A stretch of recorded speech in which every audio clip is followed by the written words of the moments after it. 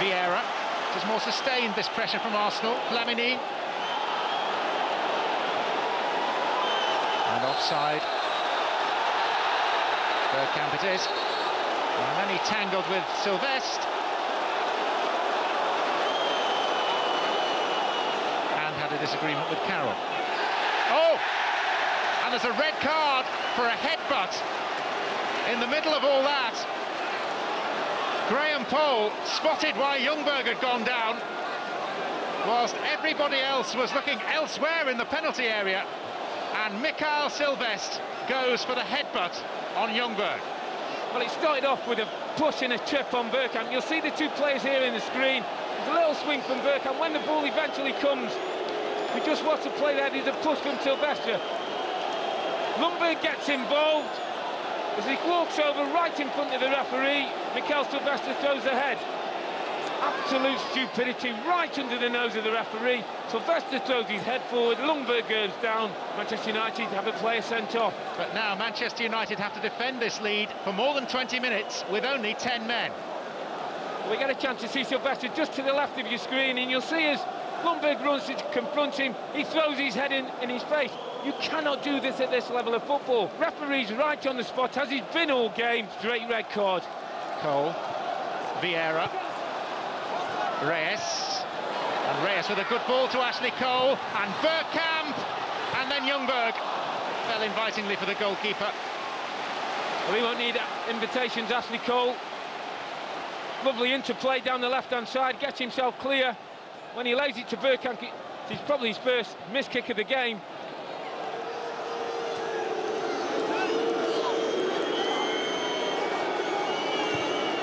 Bergkamp to Reyes.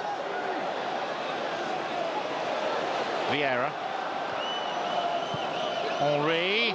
And Ljungberg in there raiding. He was buffeted, but he wasn't fouled. Good full-back play from Ainsley. Sees the danger, gets his body in the way. That's good defending.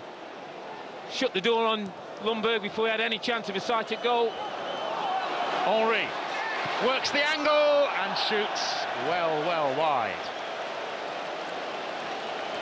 Well, I have to say, it's not really been his night here. He's been on the periphery of it for most of the game. Scholes. Ainsley.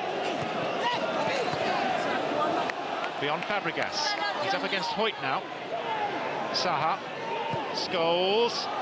And John O'Shea can finish it here. That's lovely! It's Manchester United's night at Highbury. Is that the goal that confirms that Arsenal will not be retaining their title and that Manchester United will race Chelsea to the wire? It's an absolutely fantastically constructed goal. Chip, what's the position he takes up? Almunia gets in no man's land again, but he's got it all to do on his left foot, John O'Shea. Wondered if he was going to go around the keeper. He stands it up. Unbelievable precision. This boy's supposed to be a centre-half, they say. Well, he scored at the weekend, and he's obviously got a taste for it. It's a fantastic finish. I'm afraid Arsene Wenger and his team have again come second best.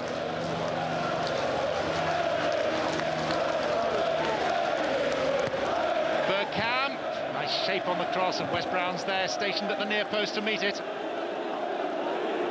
And Arsenal have got too much to do in too little time.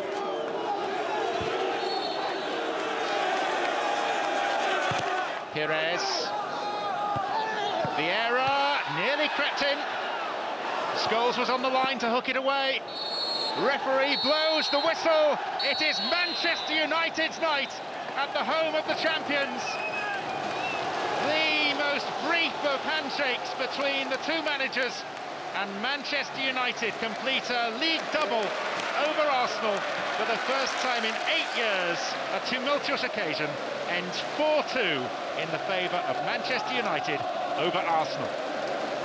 Sweet success indeed for United. It proved to be the Gunners' only home defeat of the season, and they still managed to finish above Sir Alex Ferguson's side in second place, with London rivals Chelsea jumping to the head of the queue and establishing themselves as the new force in the game.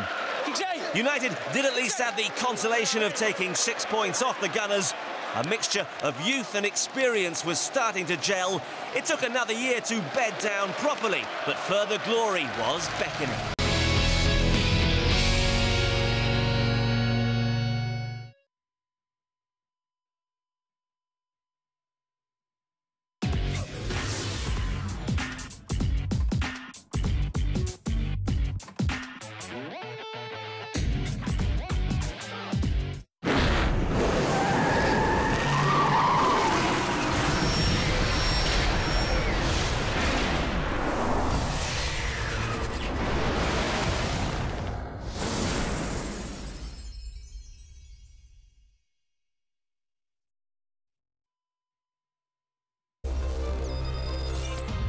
Today on Daily, whether you like it or not, the Blues are champions-elect. Also, can Bouchard do the talking with a racket instead at Madrid? And Bizarro featuring horses. Ooh, well, close enough.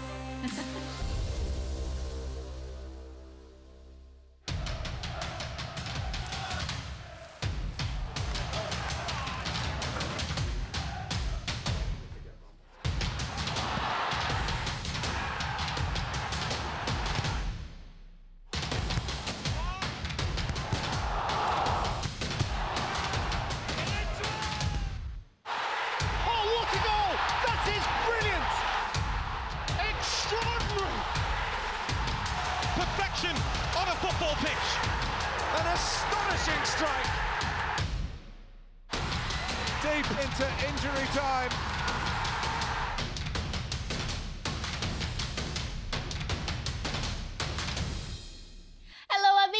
Welcome to another edition of Supersport Daily. Lez Ann here together with Swarna, checking in this Tuesday. Now, it's all business today, as you can see from the video we just showed you, because we are approaching the end of the Premier League season. Oh, yes, because it's a moment where every point matters. Chelsea were looking to take advantage of Spurs' slip-up against West Ham on Friday. Ironically, the Blues will have to wait till this Friday to seal their 6th top division title, provided they get maximum points. That's right. Unfortunately, one team's fate was sealed earlier today. Defeat to Chelsea saw us bid farewell to Middlesbrough and their Premier League status for next season. But first, here's a little flashback of how things have turned out in favor of Antonio Conte's men.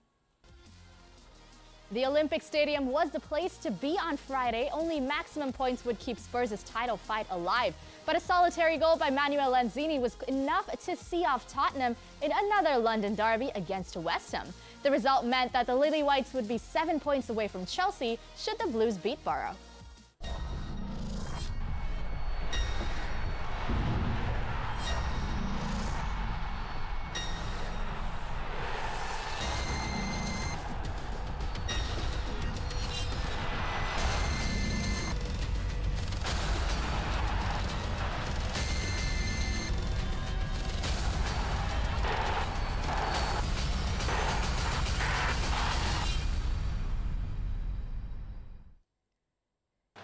The stage was set for a result that meant so much at both ends of the table. Chelsea made only one change to the side that beat Everton last weekend. A muscular problem ruling footballers Player of the Year N'Golo Kante out from this match, allowing Cesc Fabregas to take his place in midfield. Meanwhile, Middlesbrough was just praying for things to go their way, but we already know his prayers went unanswered, right? The home side fired a few warning shots from the very first minute, including this one from Marcos Alonso. Brad Guzan got involved before the woodwork did its job to deny the Spaniard.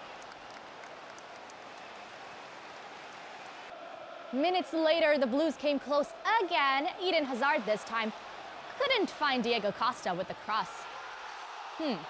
Antonio Conte looked like he missed the bus. Fortunately, like him, Carlo Ancelotti and Andrei Shevchenko didn't have to wait any longer for the opener. Fabregas. Costa must! Of course he must! Rolling it impudently between the goalkeeper's legs.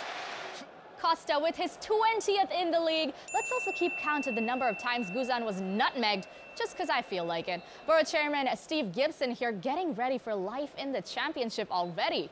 But when your opponent comes up with plays like this, you might as well. This right here is a move made in Spain. Pedro finding Fabregas to Cesar Azpilicueta.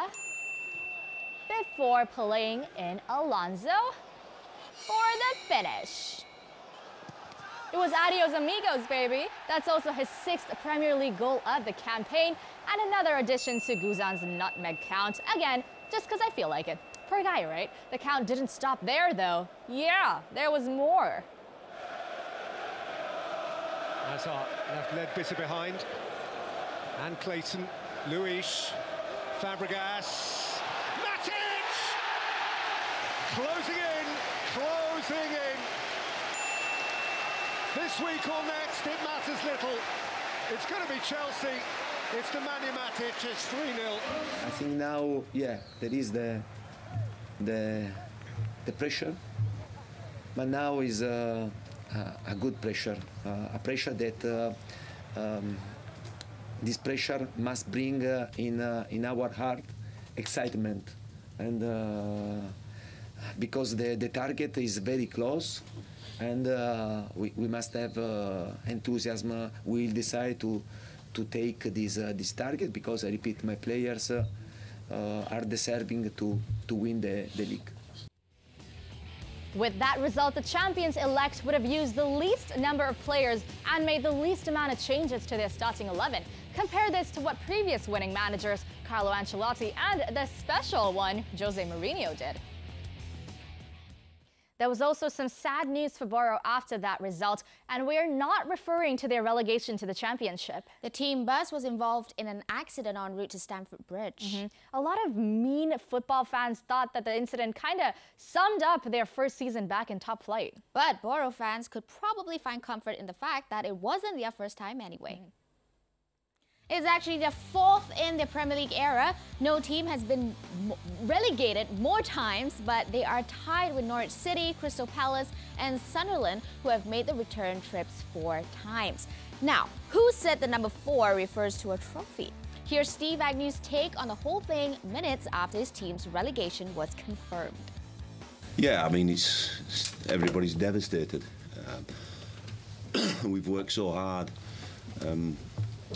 for a number of years to get back into the Premier League, and we know how tough the Premier League is, and obviously we've pulled up short, and I've left a very silent dressing room with a number of, well, everybody within the dressing room, staff and players, are absolutely gutted. So I think the most important thing is that we finish the season strong. We have 2 games to go. We make sure that we gain more points to finish strong, and then everything moving forward will be towards getting Middlesbrough Football Club back into the Premier League as soon as possible. Now, Kyle Lowry wants to win an NBA championship ring. It's as simple as that. And the ex-Houston and Memphis guard thinks he has to leave the Raptors to do it. Kalo made the announcement after his Toronto was swept aside by Cleveland. He will join the likes of Chris Paul, Steph Curry, Dwayne Wade and Pau Gasol, all unrestricted free agents once the transfer window reopens on the 1st of July. This is why we play. This. And this. And this.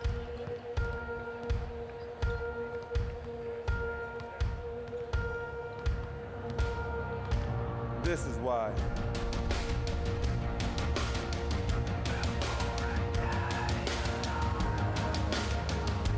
This and this.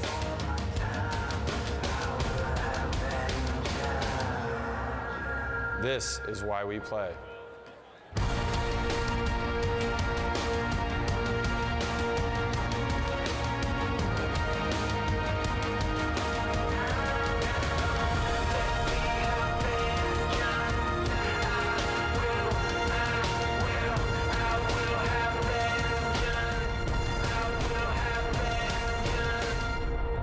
This is why we play.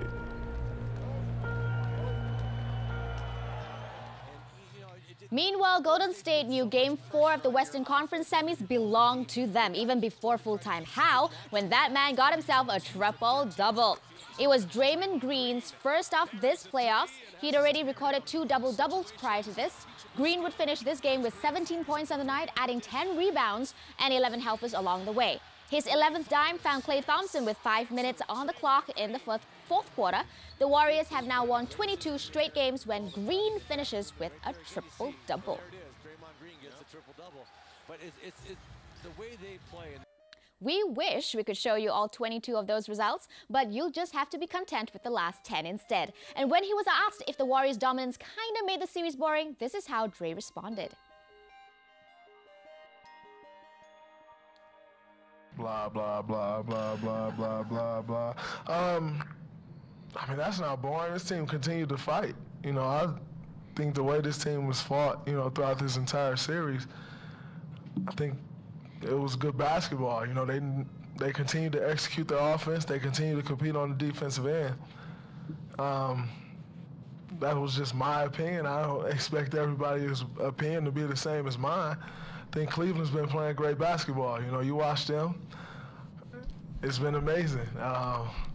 And then you watch other teams that they're playing against, not so much. So that's just my opinion though, but whatever, who cares? All right, Dre. Steph Curry led the scoring as usual, getting his third 30-point game of the current postseason. Oh, and there was a new franchise record too. 8 consecutive wins to start a postseason. To either face San Antonio or Houston in the finals. I mean, yeah, like I said, every team that we play, Portland and Utah, they have a lot of pride, and they've shown that, you know, in spurts throughout these series. So, yeah, we haven't lost, but, you know, within these games, we've really had to, you know, check ourselves, challenge ourselves to be focused on both ends. And you can learn lessons through winning, and that's what we've done.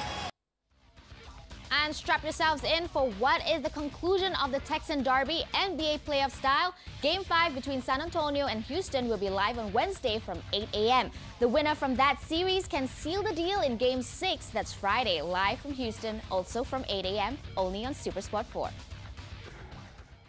I think it's safe to say that we will see both the Cavs and the Warriors in the finals this year, a repeat of last year's final. What do you think, Swan? I mean, I don't mind. That one was an epic anyway, but I hope the Warriors bag it. But I mean, whoever comes out victorious in the finals, we as sports fans are ultimate winners anyway, being treated to great basketball thus far in the postseason. Exactly, that's right, Swan. To think we have more in store for you here on Daily. Take it away, Swana. With pleasure, Les. Coming up on Daily, we'll be hearing from both sets of managers ahead of the second leg of the Champions League semi-final and updates from the Madrid Open. See you in a bit.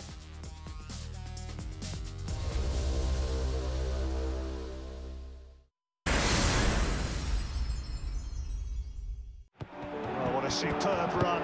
And he finds the back of the net. What an extraordinary day he has had. Got to score. Got to score. No excuses. Can you get? There is no such thing as perfect. It had controversy, it had goals. That is football 7-7. Fans are very important for us. Thank you for the support and keep going.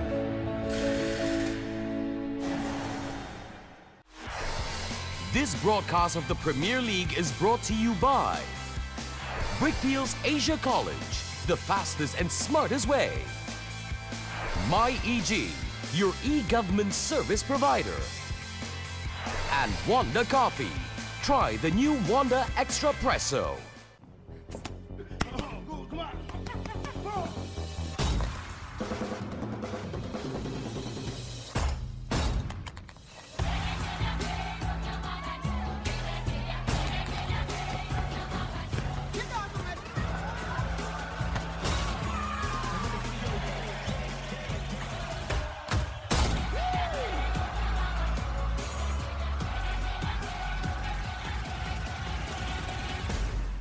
Hey, wait, come back. This is not a commercial. It's not a commercial. Actually, it is, lah. It's more than that, though.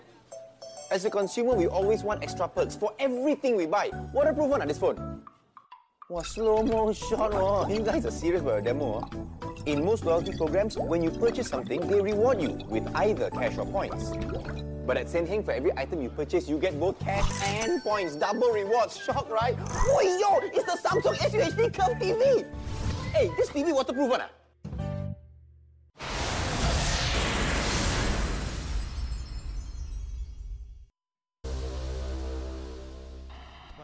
Welcome back. Off to Spain now for another relegation dogfight where Alexander Szymanowski's brace helped Leganes stay away from the drop. The Argentine opened the scoring from the spot after Real Betis had Alex Martinez handle the ball in the box. Up stepped the 28-year-old, sending Antonio Aiden the wrong way.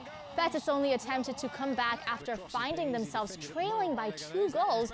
Alex Alegria going close with this header, but it wasn't the home team that added to their tally. And what a goal it was! Gabriel Pires won the ball in the middle and unleashed a brilliant 35-meter dive. Very worthy of a replay. Check this out. Now, the cucumber growers were not done yet. 10 minutes from time, stand-in captain Szymanowski bypassed 2 defenders to delicately sink the ball into the net. Ah, such a sweet celebration. And with that thumping win, Leganes moved to the brink of La Liga safety. If you didn't already know, Granada and Osasuna are already resigned to playing next season a division below. And with 2 matches remaining, it's a toss between Deportivo La Coruña and Sporting Gijón for the last remaining drop spot. And staying with football, the second leg of the Champions League semi-final will take place in a few hours' time. Juventus have a 2-goal cushion coming into the match in Turin and can find comfort in their defensive record in Europe thus far. Only 1 goal conceded at home this season. Having said that, Monaco coach Leonardo Jardim thinks he may have found the solution to his side's first leg flop. Keyword: efficiency. Je crois que la défaite de match aller, c'est une défaite de l'efficacité. Parce que moi, j'ai regardé les matchs, je crois que vous aussi. Le numéro de frappe cadré que nous fait, c'est un peu le même que l'adversaire. Sauf que l'adversaire réussit avec une efficacité de 100% et nous de 0%. With Monaco's offensive capabilities, Juve coach Max Allegri is predicting a fairly open game in Turin. Domani giochiamo col Monaco e bisogna anche ancora conquistarsi la finale, perché nel calcio non si sa mai quello che può succedere all'interno di una partita. Noi bisogna giocare una partita per portare a casa un risultato positivo che ci permetterebbe di andare in finale. Quindi bisogna alzare molto la concentrazione, perché il Monaco non ha niente da perdere e quindi giocherà una partita più aperta, più spensierata, con giocatori che possono crearti grandi difficoltà, perché è un giocatore di grande talento. Round 2 of Juventus versus Monaco will be live in the early hours of tomorrow morning, 2:30 in the a.m. Join Roshan and the gang for our in-depth coverage. Alternatively, you can't afford to miss the live coverage. That is because Mark and Michelle will be bringing you highlights and reaction from that match. Now, drama ensued in women's tennis when Maria Sharapova made her long-awaited return to competitive tournaments following her 15-month ban. That, of course, prompted a few vocal comments from fellow professionals, not least Eugenie Bouchard, who branded the 5-time Grand Slam winner a cheater. Burn. In what was their first match since that public feud, it was time for the rackets to do the talking. Well, we don't always get our way right. Bouchard was calling for a life ban on Sharapova. Thankfully, that didn't happen. But against an opponent she has never beaten before, Bouchard received a message from Sharapova. Oh, the anger. But it was the Canadian who took the first set, coming out tops at the net. The Russian, however, responded in the second, making Bouchard chase shadows before finishing it with a forehand winner. Now, she sent this game to a decider. Sharapova may have won their last 4 meetings, but not this time, Bouchard said, sealing the third set 6-4 to set a date with world number 2 and top seed Angelique Kerber. The German had to dig deep when she was pushed all the way to a 3-setter against Katerina Siniakova. A backhand winner there sealed the second for the Czech. And with her credibility at stake, Kerber responded to win the third via a tiebreaker and advanced to the last 16. However, there was no such luck for second seed Karolina Pliskova. She was shown the exit doors in Madrid after losing in straight sets to Anastasia Sevastova. The world number 3 struggled to keep up with the Latvian. She couldn't find any answers to Sevastova's questions. Under the bright Madrid sun, her fate was sealed when she sent her backhand return long. Adios, Pliskova. Is Andre Agassi going to be Novak Djokovic's next coach? We're not sure about this, but the latest reports making its rounds are pointing towards that. Even though, in a recent interview, the 8-time Grand Slam winner refuted claims that he's interested in coaching, saying he preferred to spend time with his teenage kids instead. Djokovic will kick off his campaign at the Madrid Open solo for the time being. But those who are already in the midst of their battles in Madrid would have seen this. Gerard Piqué being booed by the crowd. Mr. Shakira, however, took it in his stride. Part of the hazards of playing for Barcelona, we reckon. We can only assume he was there to support fellow Spaniard David Ferrer. The 2-time semi-finalists did not get off to a good start, however, dropping the first set to Mikhail Kukushkin. Luckily, Ferrer bounced back in the second, taking that one in a tie break before sealing his progress into the second round. And also through was Nick Kyrgios, the 16th seed in this tournament, took care of business against Marcos Baghdatis in straight sets, improving his head-to-head against the current world number 64 to 2 career wins. In an all-French battle, Gilles Simon emerged victorious over Gael Monfils, this despite losing in the first set after failing to win a single game. The current world number 32 then got his revenge in the second, before completing his comeback in the decider. It was his 7th career win over Monfils, who will next play Feliciano Lopez in the second round, someone he last beat in the 2014 Shanghai Masters.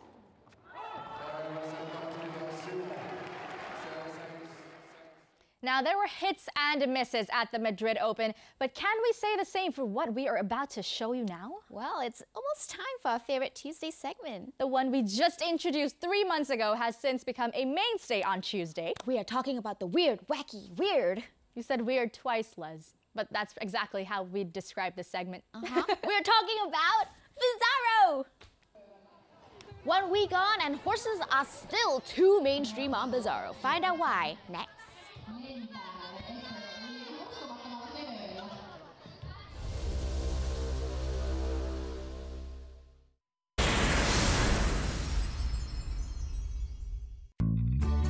Say hello to more new routes. Malindo Air invites you to adventure away in Brisbane.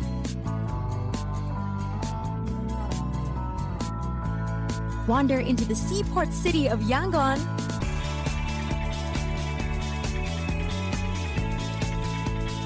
And hustle away in Guangzhou, China's 3rd largest city. Premium service inclusive of meals, in-flight entertainment, and 30 kg baggage allowance. Book now at malindoair.com. The Prudential Astro Masters celebrates 20 years of golfing excellence and is back to challenge golfers on the best courses with great goodies plus awesome prizes in all par 3s, including a Mazda 6 valued at 216,000 ringgit. The grand finals takes place in Muscat, Oman. So don't miss out. This could be your year.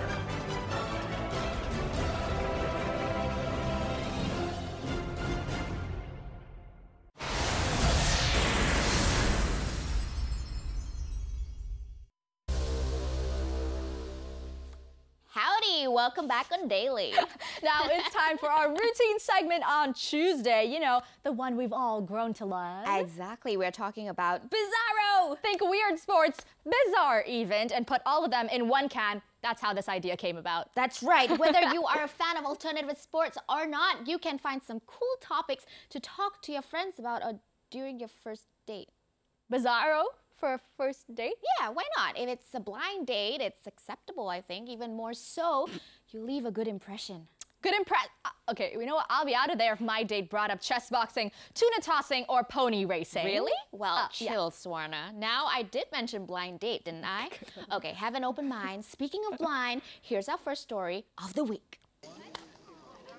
A slightly different context here. These are pro cricketers getting their hands on the game, blindfolded. In what was a charity event called Cricket Has No Boundaries, Eoin Morgan, Adil Rashid, and England Test captain Joe Root were given an opportunity of experiencing cricket from a disabled person's perspective. An initiative to also promote disabled cricket in the UK. The England physical disability team is preparing for the 2019 World Cup. Les, can you imagine playing cricket blindfolded? Well, I can't even do my chores blindfolded. What do you think, Swan? It makes me feel so grateful that my eyes are functioning properly, honestly. Exactly. I mean, these are things we take for granted every day, right? I agree. I mean, even if you can see, there are some people out there who suffer from color blindness. Yeah, my friend suffers from color blindness. All right, without colors, how would you appreciate the wonderful nature of the earth? I think that's our cue for the next story. Mud! This is the town of Malden in Essex. Famous for their mud race, but it's all in the name of charity these days. Participants are required to go 700 meters across the mud flats and back. Crazy. Easier said than done, especially in those sticky conditions. You'd think Superman would have decided to use his powers to beat the rest of the pack, right? And I'm sure landing on the moon was far easier for this astronaut. That was a nail-biting end to this year's race, which dates back to the 70s. Only 1 second separated the winner in the bow tie from the runner-up. And the reward for all that hard work, I'm guessing a cold shower to wash off all that mud. Look at that. We're sticking with the elements of nature for our next one. Let me see. Fire? Now guess again. Water? Close. Captain Planet? Wind. Getting warmer, Les, but it's earth, as in sand? Sand? Yeah, like a sand race. Remember when we had the World Marbles Championships in a random car park in the UK? No. Anyway, if I remember correctly, it's not any random car park, right? Try asking Mark. Yeah, well, we're looking at the third sand marble race here. Took place in a sandhill near Alkmaar, Netherlands. Ooh, and they even had an English commentary to complement it. Check this out. One heck of a lurch up there, I think getting around Dragon's Egg to take second place. Bounding down here toward the bottom. Oh, hitting hard off of these. Look at this. Several marbles going right around it. And one of these bigger marbles getting nudged onto the course as well. Oh, and across the line they come. There's the end. Quicksilver beats Fantasy and Dragon's Egg. Yeah, that was so cool. Yeah. Remember those days when we used to collect marbles in school? My favorite one was the guli susu, the white colored one. Does chongkat count as marbles? Because that's what I played. Yeah, okay, I mean, back then we didn't even have mobile phones. That's how we spent our free time, by playing marbles and making a mouse friend. Michelle told me about your mouse friend. Just stop it, Les. Well, his name is Boo Boo. Stop it. She's really cute. Stop. Let me throw you back to another event you can probably relate to. Here is one more of Lez Ann's childhood memories. Yay! I'm talking about this group of girls in Finland participating in a hobby horse championship. I used to play that during my childhood as well, Swarna. Oh, I miss it. I know, okay. The riders, as they call it, range between 10 to 18-year-old girls competing in traditional equestrian events and dressage and show jumping. I'm too old for that. Oh, anyway, also majority of the hobby horses you see here are actually homemade, Some of them are even said to cost around 200 euros. What? That's like $218 US down to the cent. That's 1,000 ringgit. Yeah. It is also said that there's an estimated 10,000 people currently involved in hobby horsing in Finland. Its popularity is also growing steadily in other countries and some parts of Europe. Ooh, is it safe to say the trend would take a while to reach Southeast Asia? Unless we at Supersport can start a hobby horse race. I think that's a great idea, Swan. Yes. Yeah, it'll probably be really fun. I know, my ideas are always super fun. Also, another idea, catch the second leg of the Champions League semi-final at 2:30 a.m. on 816 and 834 in HD. And catch Game 5 between San Antonio Spurs and Houston Rockets at 8 in the a.m. live on Supersport 4, peeps. Till next time, amigos. Bye-bye. Bye-bye.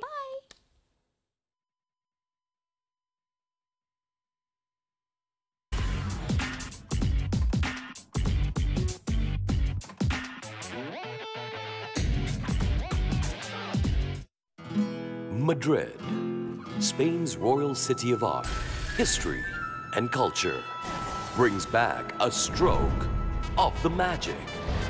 A fight on the red and clay of Caja Mágica. A new legend on the red clay will shine again. The ATP Masters 1000 Mutua Madrid Open 2017. Live on Astro Supersport 2 and Astro Go. It's their time to rise. Europe's top football clubs go all out to survive the crunch of the playoffs. Working hard, playing harder.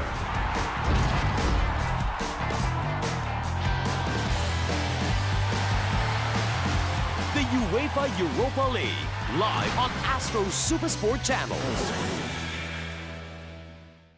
Did you know there's much more you can do with your Astro PVR than just record programs? It lets you pick and watch on-demand entertainment instantly. Click Home, then go to Settings, choose Network, then Wi-Fi. Pick your Wi-Fi network and key in your password. Now you're connected, and downloading your favorite program is even easier. Go to Home and choose On Demand. Select the menu and pick the program you like. Press OK and watch instantly.